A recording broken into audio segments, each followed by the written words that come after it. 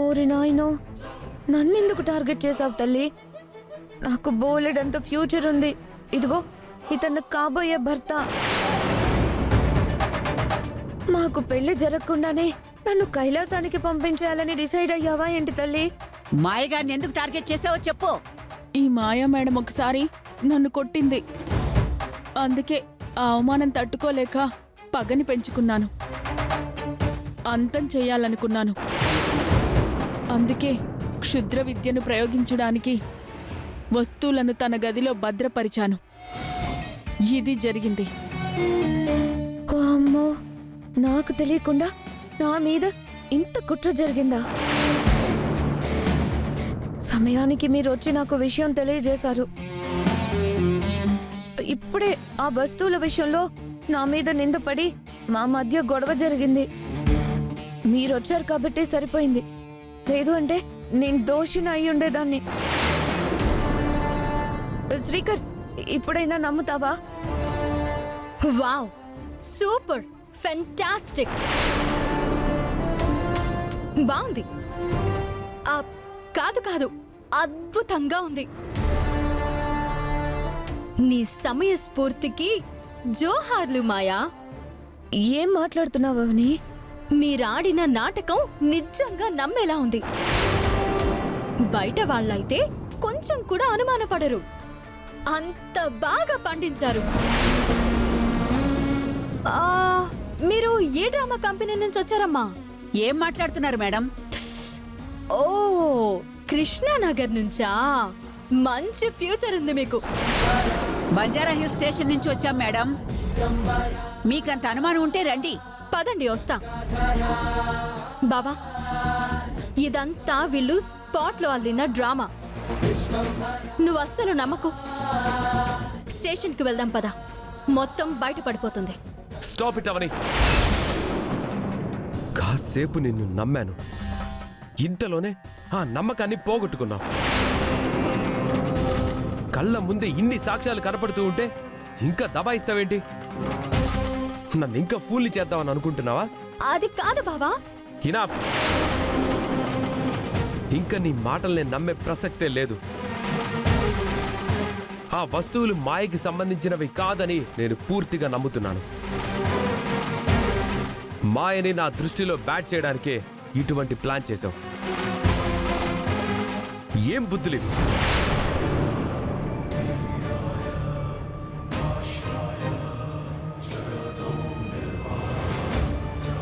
మాయా madam, ఆ వస్తువుల్ని బయటపడేయండి లేదా కాల్ చేయండి. అలాగే మీరు కూడా వచ్చి ఈవిడి మీద కంప్లైంట్ చేయండి. చేసిన ఘనకార్యం చాలు, ఇంకా బయలుదేరండి.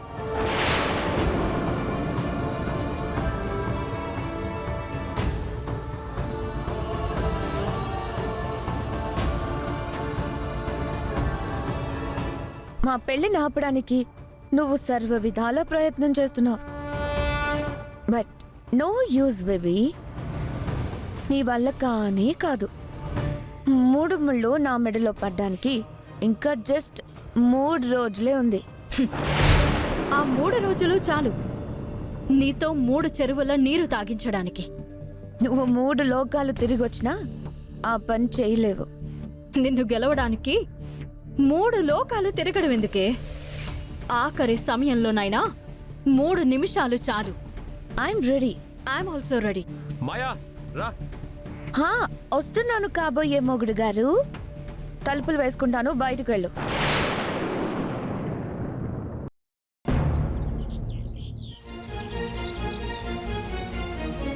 ఏంటి శ్రీ? ఇంక నేను బయలుదేరతాను. కార్లో వెళ్దాంలే. ఏం పర్వాలేదు, నేను బైక్లోనే వెళ్తాను. అవన్నీ అర్జెంటుగా రమ్మనేసరికి స్పీడ్గా వచ్చేసావు. అలాగే ఇక్కడికి వచ్చి ఎమోషనల్ అయ్యావు. డిస్టర్బ్గా ఉన్నప్పుడు బైక్ మీద వెళ్ళడం సేఫ్ కాదు. అందుకే కార్లో వెళ్దామని అడుగుతున్నాను. బైక్ని తర్వాత తెప్పిస్తానులే. ప్లీజ్ నా మాట కాదనుకో. నేనెప్పుడూ నీ సేఫ్టీనే ఆలోచిస్తాను. ఎందుకంటే అవని నీ లైఫ్లో గతం, నేను భవిష్యత్తు. తనకంటే నీ మీద నాకే కేరింగ్ ఎక్కువ ఉంటుంది. సరేనా? సరే.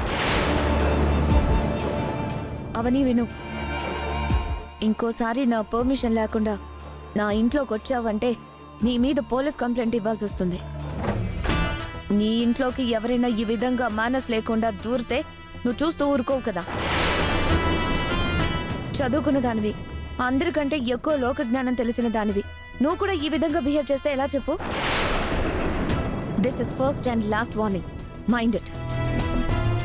ఏం చేస్తుందో తనకి అర్థం కాకుండా పోతుంది. నాకు అన్నీ అర్థమవుతున్నాయి.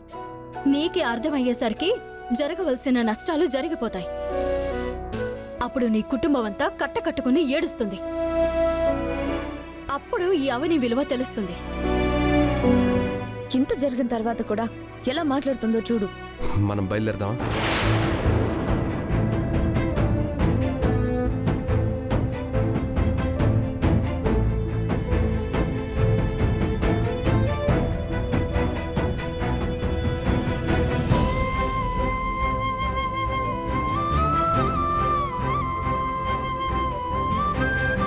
అతి తక్కువ సమయంలో పని మనిషిని, పోలీసుల్ని రప్పించగలిగింది. దాని బ్రెయిన్ చాలా షార్ప్గా పనిచేస్తుంది. మామూలు ఆడది కాదిది, మహా డేంజర్. దాని నుంచి ఎలాగైనా బావని కాపాడుకోవాలి, నా తాళిని నిలబెట్టుకోవాలి. పెళ్లిలోపు చాలా జాగ్రత్తగా ఉండాలి.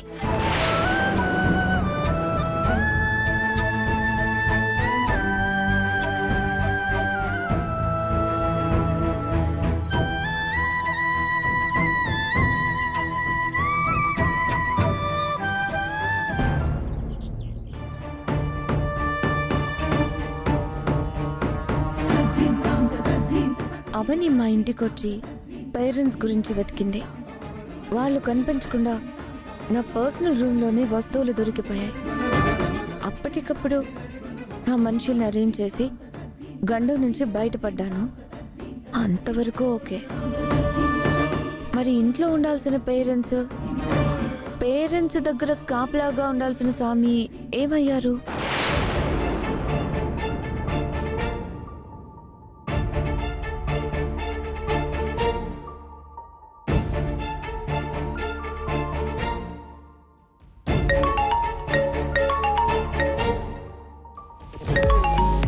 మీ ముద్దుల కూతురు చేస్తోంది. మళ్ళీ ఏం వార్త చెబుతుందో చెప్పు మాయా. స్వామి, ఇందాక అవని మా ఇంటికొచ్చి తెగ హడావిడి చేసింది. ఇవి నీ దగ్గర ఎందుకున్నాయి? ఎవరు నువ్వు? నీ వెనక ఎవరున్నారు? నేనైతే ప్రమాదం నుంచి బయటపడ్డాను, కానీ నా పెంపుడు తల్లిదండ్రులు ఏమయ్యారు? నువ్వు ప్రమాదం నుంచి బయటపడడం కోసమే నీ పెంపుడు తల్లిదండ్రులను వేరే చోటకు మార్చాను.